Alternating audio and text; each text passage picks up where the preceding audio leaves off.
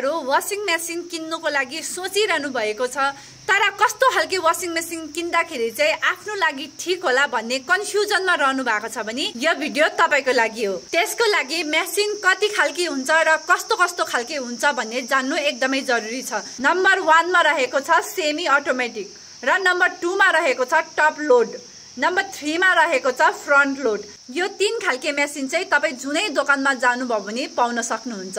र यदि तपाईहरुको बजेट चाहिँ एकदम कम छ र पानी पनि लिमिटेड छ, बिजुली पनि आउँदै जाँदै गर्छ र टाइमको पनि कमी छ भने तपाईले सेमी अटोमेटिक मेसिन किन्नुभयो भने तपाईहरुको लागि राम्रो हुन्छ।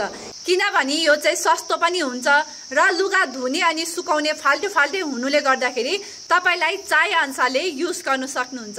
र अर्को चाहिँ हुन्छ टप लोड मेसिन। यो मेसिन चाहिँ फुल्ली अटोमेटिक हुन्छ। तपाईले केवल एउटा बटन थिचेर त्यही ठाउँमा लुगा धुनु पनि सक्नुहुन्छ, सुकाउनु पनि सक्नुहुन्छ। र यसमा चाहिँ डिटर्जेन्ट, पानी अनि बिजुलीको बिल पनि अलिकति ज्यादा उठ्छ र सेमी अटोमेटिक मेसिन भन्दा यो अलिकति महँगो पनि हुन्छ। र यो मेसिन चाहिँ एकदम बिजी शेड्युल हुने मान्छेलाई र घरमा ओल्ड एज भएको पर्सनहरु हुनुहुन्छ भने यो मेसिनले धेरै हेल्प गर्न सक्छ। र 3 नम्बरमा रहेको छ फ्रन्ट लोड मेसिन।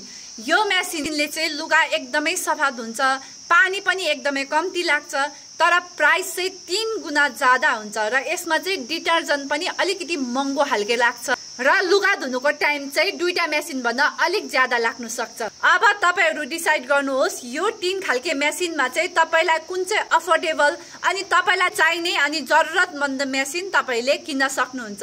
र अझै पनि कतिजना चाहिँ कुन चाहिँ मेसिन चाहिँ ठीक हुन्छ हामीलाई भनेर कन्फ्युजन भइरहनेलाई यो भिडियो शेयर गरिदिनुस्।